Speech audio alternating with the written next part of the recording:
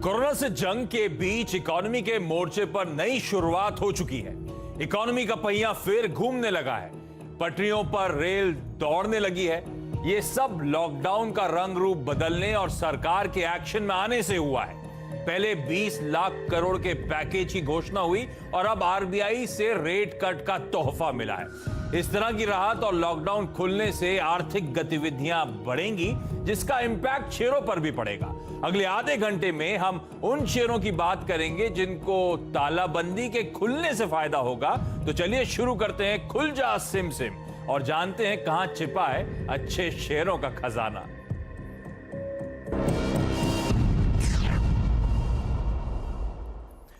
तो खुल जा सिम सिम, आपको याद होगा वो गुफा का दरवाजा बोलते ही खुलता है और अंदर खजाना होता है। वैसे ही विंडो ऑफ अपॉर्चुनिटी कहना चाहिए इस समय शेयर मार्केट्स में नजर आ रही है। हो क्या रहा है, लॉकडाउन से हम लोग अब धीरे धीरे करके बाहर आ रहे हैं, है ना। साथ साथ ध्यान रखें, सरकार एक्शन में है तो मेगा स्टिमुलस अनाउंस करा 20 लाख करोड़ से ज्यादा का। उसके साथ साथ आरबीआई समय से पहले अर्थव्यवस्था की, इकोनॉमी के हालात सुधारने की कोशिश कर रहा है। तो सब जुटे हुए हैं। ऐसे में बाजार में जो करेक्शन इस समय आया हुआ है वो दरअसल एक अपॉर्चुनिटी के तौर पे कई सारे ऐसे शेयर्स में जहां पे लगता है कि दमखम है, अब दिक्कतों शायद पीछे जाती हुई नजर आए, तो उनमें एक मौका हो सकता है खरीदारी करने का। तो आज इस खुलजा सिमसिम में हम ऐसे ही कुछ विंडो ऑफ अपॉर्चुनिटीज की बात करेंगे, ऐसे ही कुछ गजब के स्टॉक्स की बात करेंगे और सारी इन हाउस टीम आपको आपकी स्क्रीन पे नजर आएगी। दिल्ली से वीरू और दीपाली जुड़ रहे हैं, नीरज जी जुड़ रहे हैं और साथ साथ हर्षदा हैं जो कुछ बेहतरीन स्टॉक्स आपके लिए हाईलाइट करने वाले हैं। और साथ साथ हमारे साथ होंगे मयूरेश जोशी, विलियम ओनील के। तो मयूरेश, ये पिक्स तो ये लोग दे ही रहे हैं लंबी अवधि के लिए, आज से कौन से स्टॉक्स इनको अट्रैक्टिव लगते हैं। मयूरेश से भी उन कंपनीज के हम लोग फंडामेंटल्स डिस्कस करेंगे, उन स्टॉक्स को वेट कराएंगे। तो ये है बेसिक आइडिया। नीरज जी ठीक है ना, खुल जा सिम सिम।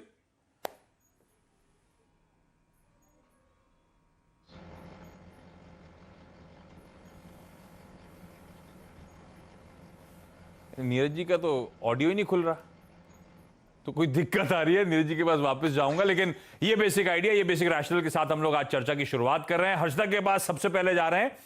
हर्षदा, आप ही जवाब दे दीजिए, नीरज जी तो जवाब दे नहीं रहे। आजकल नीरज जी बहुत ज्यादा जवाब देते नहीं है, गुस्सा थोड़ा रहते हैं थोड़ा सा। कि कैसा है ये आइडिया, ठीक है ना, खुल जा सिम सिम का ये समय हो सकता है कई सारे स्टॉक्स में एक्यूमुलेट करने का। एकदम बढ़िया है। जी हाँ, और देखिए जब अली बाबा और 40 चोर, जो 40 चोरों की गुफा के सामने अली बाबा गए थे तो उन्होंने यही कहा था कि खुल जा सिम सिम, और उसके बाद खजाना मिला था। तो मार्केट में जिस तरह का फॉल देखने को मिला आशीष, यही कहने की जरूरत है, खुल जा सिम सिम और अच्छे खासा खजाना मिलेगा।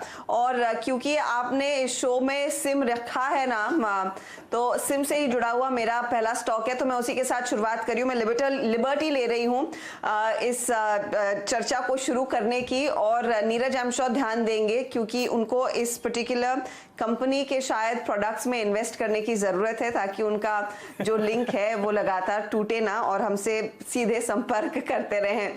तो नो सरप्राइजेस, मैं बात कर रही हूँ एक टेलीकॉम प्लेयर की, भारती एयरटेल। हमने हाल ही में कंपनी के नंबर्स देखे और चौथी तिमाही में हमने देखा एक बहुत ही बढ़िया प्रदर्शन देखने को मिला है। ऑफ कोर्स लॉस रहा है, लेकिन उसके लिए एडजस्टमेंट भी था क्योंकि इन्होंने बड़े पैमाने पर जो चार्जेस देने थे 3G के लिए उसकी भरपाई की और उसको थोड़ी उसकी एडजस्टमेंट देखने को मिली। लेकिन ऑपरेटिंग बेसिस पर हमने देखा इस स्टॉक ने काफी बढ़िया प्रदर्शन दिखाया था, एक बहुत बढ़िया ऑपरेशनल परफॉर्मेंस था। और मैं एक चीज नोटिस कर रही थी कि आरपू के मामले में दरअसल भारतीय मोबाइल इंडस्ट्री में इस कंपनी ने सबसे स्ट्रॉन्गेस्ट आरपूस पोस्ट किए थे और इंडियन मोबाइल आरपू करीब करीब 14% तक की ग्रोथ दिखाने में कामयाब था।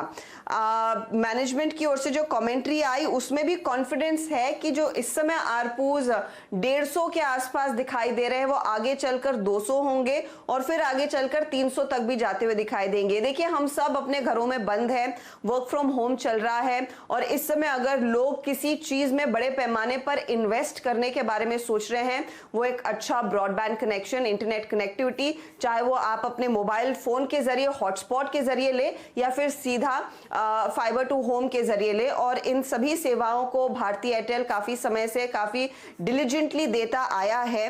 तो ये वजह रही है कि भारती के आगे प्रोस्पेक्ट्स भी मजबूत रहेंगे, क्योंकि कई कंपनियों ने अनाउंस कर दिया है कि आगे चलकर वर्क फ्रॉम होम की पॉलिसी वो अपने ओवरऑल बिजनेस के स्ट्रक्चर में रखना चाहेंगे, क्योंकि कई ऐसे लोग होंगे जो शायद टाइम ज्यादा लगता है ऑफिस पहुंचने में, तो प्रेफर करेंगे घर से काम करना, और उसी पर्सपेक्टिव से भारतीय एक चमकता सितारा निकल कर आ रहा है। डेटा सब्सक्राइबर ग्रोथ में देख रही थी, Q4 में करीब 7.5% से बढ़ती हुई दिखाई दी है, और कंपनी ने इनफैक्ट 5G की तैयारी भी कर ली है। करीब $1 बिलियन तक का इन्होंने एक डील की है नोकिया के साथ अपने 5G नेटवर्क को मजबूत करने के लिए। अपने 4G नेटवर्क के लिए भी इन्होंने नोकिया के साथ टाई अप किया था, तो अलग अलग जगहों पर वो टार लगाए जाएंगे, वो इंस्ट्रूमेंट्स लगाए जाएंगे ताकि 5G कनेक्टिविटी भी काफी स्मूथ रहे।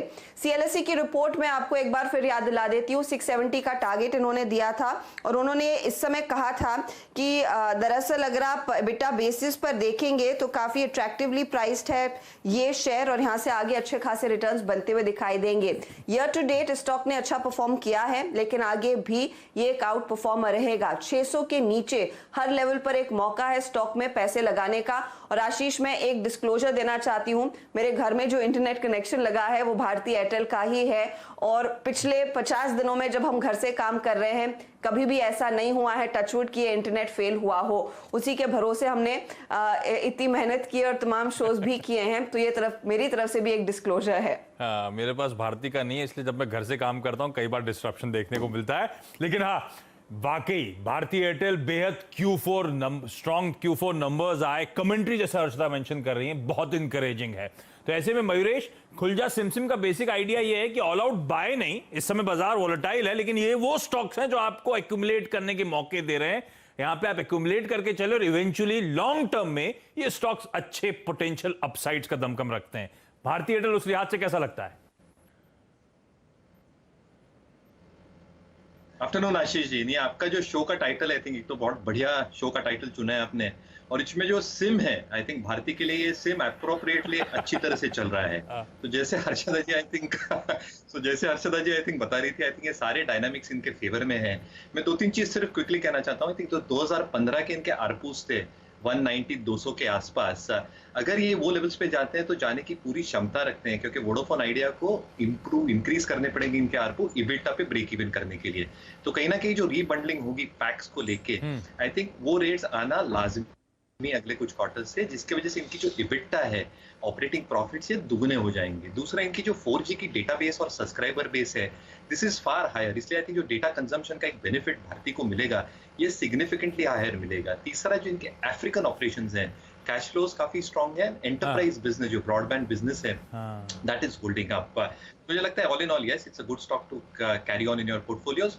एक चीज सेंड करना चाहता हूँ, आई थिंक जो नीरज का माइक चला नहीं था, वीरू जी ने आई थिंक मंडे को कहा था कि आई थिंक नीरज जी इच्छाधारी हो गए हैं, तो लॉकडाउन के प्रेडिक्शन के हिसाब से शायद उनका माइक ना चले, क्योंकि वीरू जी को डर लग रहा है कहीं वो एक्सटेंड ना कर दे। चलिए, तो सिम में एक सिम कार्ड वाली कंपनी भारती एयरटेल, और गजब का परफॉर्मेंस दिखा भी रही है। बहुत लंबे कंसोलिडेशन के मोड से अब ये बाहर आया है और लग रहा है कि तगड़ा दमखम आगे दिखाता हुआ नजर आएगा। नीरज जी तो खैर कई बार इसको आजकल 2020 की टीम में भी शुमार कर रहे हैं इसी लॉजिक के साथ, तो सबको पसंद आ रहा है। भारतीय एयरटेल इस समय एक्यूमुलेट करने के मौके होंगे। दीपाली के पास जा रहा हूं। दीपाली, कौन सा स्टॉक है जो खजाने से आप ढूंढ के लाई हैं?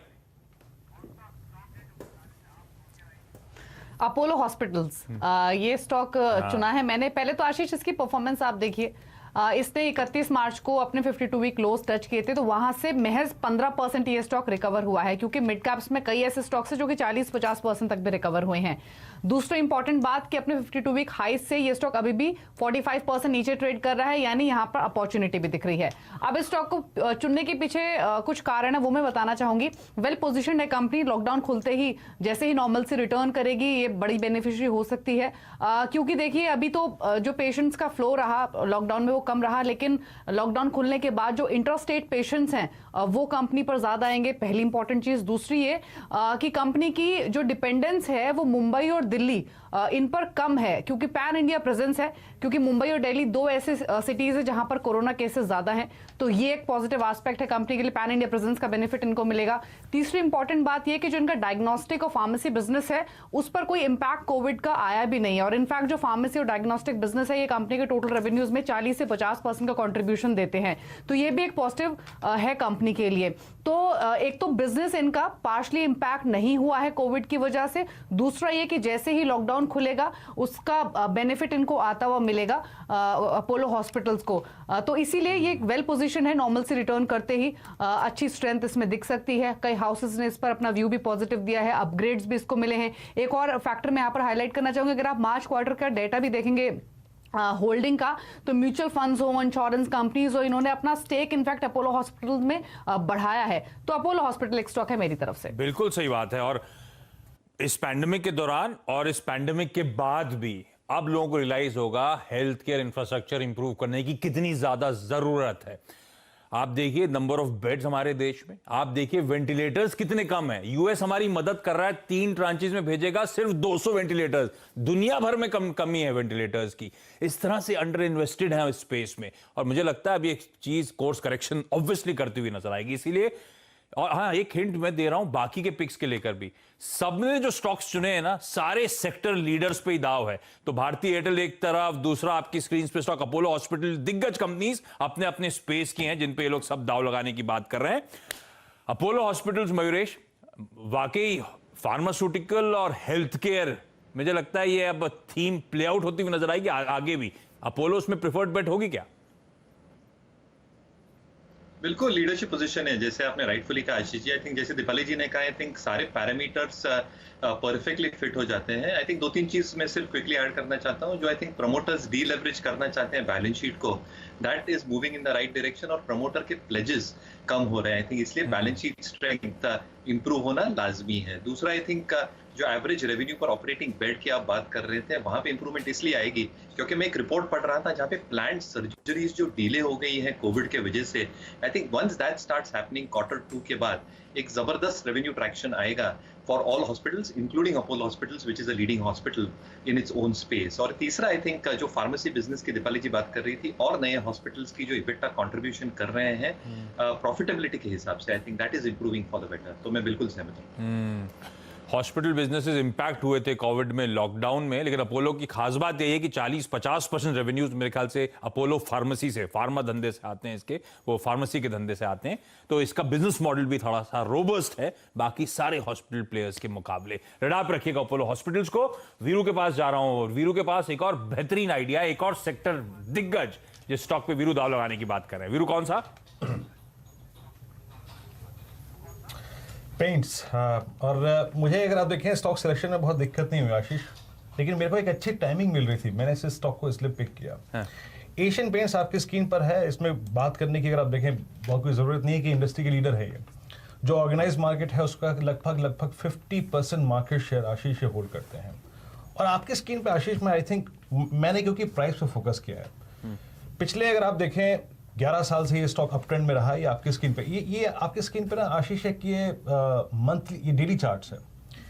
डेली चार्ट पे जरा प्लीज इस इमेज को रीड कीजिएगा। एक चैनल में चलता था ये, higher age lower age, higher age lower age, लेकिन पिछले 5 महीने में स्पेशली अगर आप देखें अक्टूबर, नवंबर, दिसंबर, जनवरी, इसमें ओवरशूट कर गया ये, क्योंकि इस पर अर्निंग्स बहुत अच्छी रही थी और ये ओवरशूट करके इस चैनल से बाहर निकल गया।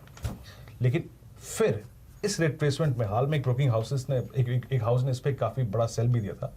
लेकिन आशीष, अब अगर आप इस चार्ट को देखें तो ये इस लंबी ट्रेंड लाइन के बेस पे आ चुका है, जिसे कहते हैं बेस ट्रेंड लाइन, उस बेस पे आ चुका है।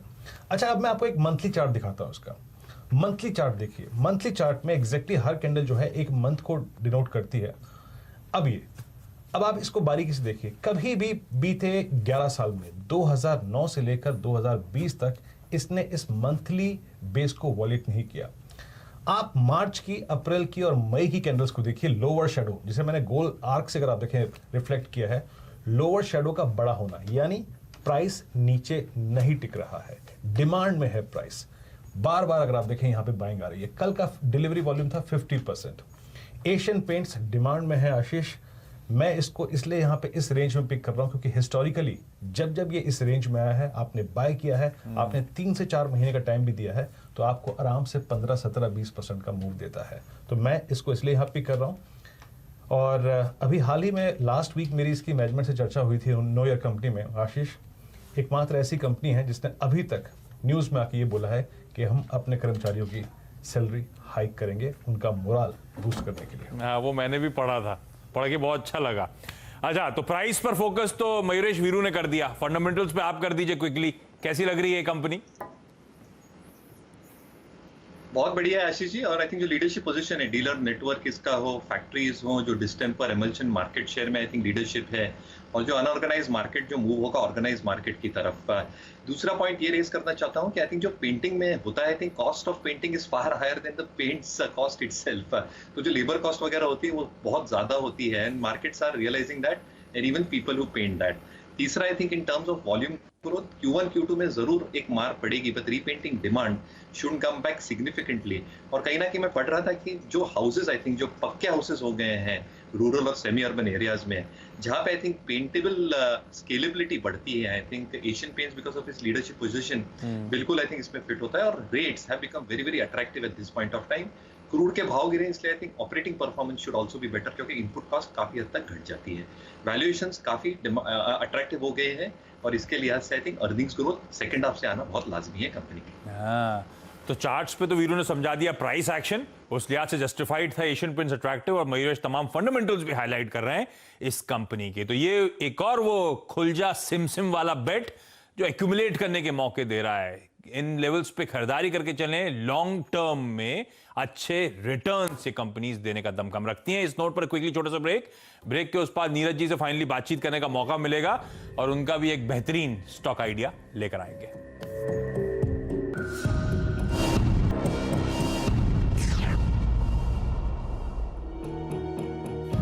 ब्रेक के बाद आपका स्वागत है। हम बात कर रहे हैं खुलजा सिम स्टॉक्स की। अब ये खुलजा सिम स्टॉक्स क्या है?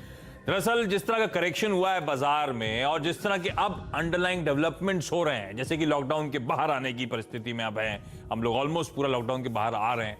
सरकार बड़ा तगड़ा वो स्टिमुलस लेकर आई है, 20 ऑलमोस्ट 21 लाख करोड़ पर पहुंच गया है वो। आरबीआई समय से पहले मूव्स लेने की कोशिश कर रही है, दरों में कटौती वगैरह करने की कोशिश कर रही है, तो स्थिति को संभालने की कोशिश हो रही है। ऐसे में एक विंडो ऑफ अपॉर्चुनिटी है। कई सारे ऐसे स्टॉक्स हैं जो करेक्ट हो चुके हैं, या जो अभी भी लग रहा है बड़े अट्रैक्टिव हैं, इनको आप एक्यूमुलेट करके चल सकते हैं, और एक कंसिडरेबल टाइम या लॉन्ग टर्म के लिहाज से अट्रैक्टिव बेट्स आज के लेवल्स पे भी ये स्टॉक्स अब नजर आते हैं। तो 3 स्टॉक डिस्कस हो गए, उनको मैं रिकैप आगे करूंगा, लेकिन अब सीधे नीरज वाजपेयी के पास जा रहा हूं। नीरज जी, कौन सा है आपका खुलजा सिम पिक? देखिए, मेरा खुलजा सिलसिले में स्टॉक है इंडियन ऑयल कॉरपोरेशन। ऐसा स्टॉक बताने का कोई फायदा नहीं जो चल चुका है। ये स्टॉक बिल्कुल नहीं चला, बिल्कुल बॉटम पे पड़ा हुआ है, 74 रुपये के आसपास ये ट्रेड कर रहा है। और इसके न चलने की वजह यही है कि इकोनॉमी बंद है, ट्रक्स चल नहीं रहे हैं, बसेस चल नहीं रही हैं, ट्रेन्स अभी चलनी शुरू हुई हैं। तो जैसे जैसे चीज़ें चलेंगी ये स्टॉक चलेगा, और इस इतना अट्रैक्टिव स्टॉक है कि मैं आपको सिर्फ कुछ मैट्रिक्स बताऊंगा, आप खुद अंदाज़ा लगाइए कितनी हाईली अंडर वैल्यूड है ये स्टॉक। आप सोचिए कि डीजल का जो मार्केट है उसके सबसे बड़े प्लेयर हैं ये। इनका जो रेवेन्यू है वो 60% केवल डीजल से आता है। तो जैसे इकोनॉमी खुलेगी, ट्रक चलना शुरू होंगे, तो इनकी गाड़ी पटरी पर चल पड़ेगी। इसके साथ ही एटीएफ, अभी फ्लाइट्स उड़नी शुरू हुई हैं, 60% एटीएफ का मार्केट इंडियन ऑयल के पास है। इसके अलावा जो दूसरे प्रोडक्ट है वो इनके पास मार्केट है, 60% तो एविएशन फ्यूल का है, 59% क्रूड ऑयल प्रोसेसिंग का मार्केट है इनके पास। इनके पास बहुत बड़ी पाइपलाइन जिससे गैस को ट्रांसपोर्ट करते हैं। तो इतना बड़ा इंफ्रास्ट्रक्चर ले करके, और 120 रुपये की बुक वैल्यू का शेयर आपको 74 रुपये में मिल रहा है, जो हिंदुस्तान की 500 जो फॉर्चून कंपनी वर्ल्ड की उसमें शामिल है। तो मुझे लगता है इसको लेना चाहिए। 5 के पी पे है। मेरा कैलकुलेशन ये कहता है कि यहाँ से लेकर के दिसंबर तक मिनिमम 100% आपको रिटर्न इसमें मिलेगा। ये स्टॉक 150 रुपये मिलेगा। अगर आप सिर्फ 20-25 दिन रुक जाइए, जिस दिन ये ऐलान होगा कि लॉकडाउन खत्म कर दिया गया है, उस दिन ये स्टॉक आपको 125 रुपये में मिलेगा। तो इतने रॉक बॉटम पे पड़ा हुआ स्टॉक आपको कौड़ी के दाम मिल रहा है। आप इसको डिलीवरी लीजिए, फ्यूचर में लीजिए, जैसे मर्जी लीजिए, और इसको रखिए, आपको बहुत बेहतरीन रिटर्न देगा, क्योंकि ये स्टॉक चला नहीं है और इसके चलने की सिर्फ एक ही शर्त है कि जिस दिन लॉकडाउन खत्म होने का ऐलान किया जाएगा, इंडियन ऑयल दौड़ पड़ेगा। तो मुझे लगता है इस स्टॉक को आपको नज़र में रखना चाहिए। बहुत ही बेहतरीन शेयर है, बहुत अच्छी कंपनी है और इस समय वक्त की मारी है, तो अगर आप इसका साथ देंगे तो आपको जबरदस्त रिटर्न देगा ये। ना आपने कह दिया हम देंगे, बिल्कुल देंगे। और आईओसी जिस तरह के वैल्यूएशंस हाईलाइट करे जा रहे हैं, जिस तरह की बीटन डाउन स्टोरी, और अखबार लॉकडाउन और लॉकडाउन खुलने की परिस्थिति में हम आ रहे हैं। अब एयरलाइन रूट्स खोले जा रहे हैं, 31 मई के बाद शायद लॉकडाउन 5.0 हो ना हो, अब तक तो उसमें भी क्लैरिटी नहीं है। तो हम शायद लॉकडाउन के अब धीरे धीरे बाहर आ रहे हैं और शायद कोरोना वायरस के साथ जीना हमें सबको सीखना पड़ेगा। तो ऐसे में ये कंपनी बहुत अट्रैक्टिव है, ऐसा नीरज जी कह रहे हैं। लेकिन मयूरेश से भी वेट करा लिया जाए। मयूरेश, पेशेंटली वेट करूं, आईओसी के इस समय वैल्यूएशंस कैसे लग रहे हैं आपको? क्या पोर्टफोलियो में रखने लायक स्टॉक होगा क्या? मान लो ना।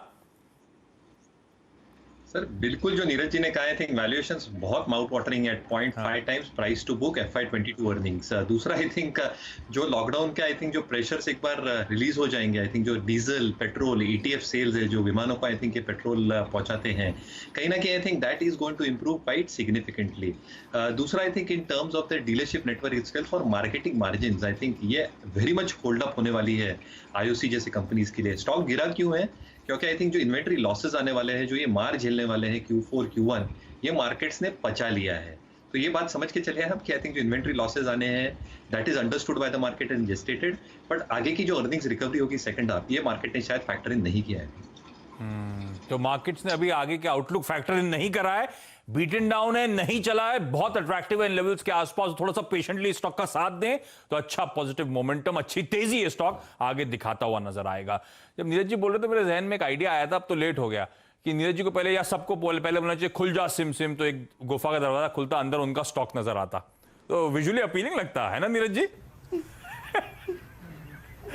चलिए, तो सारे स्टॉक्स पूरे हो चुके हैं जिन स्टॉक्स पे दाव लगाने की बात करी जा रही है। तो सबसे पहले हर्षद ने हाईलाइट करा भारतीय एयरटेल, उसके बाद हमने अपोलो हॉस्पिटल्स की बात करी, एशियन पेंट्स एक और स्टॉक है जो यहां से जो वीरू ने प्राइस के लिहाज से समझाया, और मयूरेश तो उसमें फंडामेंटल्स भी ऐड कर दिए, उसका तड़का भी लगा दिया। और फाइनली इंडियन ऑयल कॉर्पोरेशन यानी कि आईओसी, जो अभी नहीं चला है और अब बहुत वैल्यू एक्रीशन लेवल्स के आसपास नजर आता है, बहुत सारी वैल्यू है जो आगे अच्छे रिटर्न्स में तब्दील होती हुई नजर आएगी। तो ये वो स्टॉक्स हैं। आप सबका धन्यवाद वक्त निकालने के लिए। और देखिए, सारे सेक्टर लीडर्स या कह लीजिए दिग्गज स्टॉक्स अपने अपने सेक्टर्स के, लार्जली वो सब एक्सपर्ट्स ने हमारे दाव लगाए। मयूरेश, आपका भी बहुत बहुत धन्यवाद इन सारे स्टॉक्स पे अपनी एक फंडामेंटल कॉल देने के लिए। इस नोट पर आज के इस खास पेशकश खुल जा सिमसिम में इतना ही। ब्रेक ले रहा हूं, ब्रेक के उस पार भी CNBC आवाज पे न्यूज कवरेज कंटिन्यू करेगा। नमस्कार।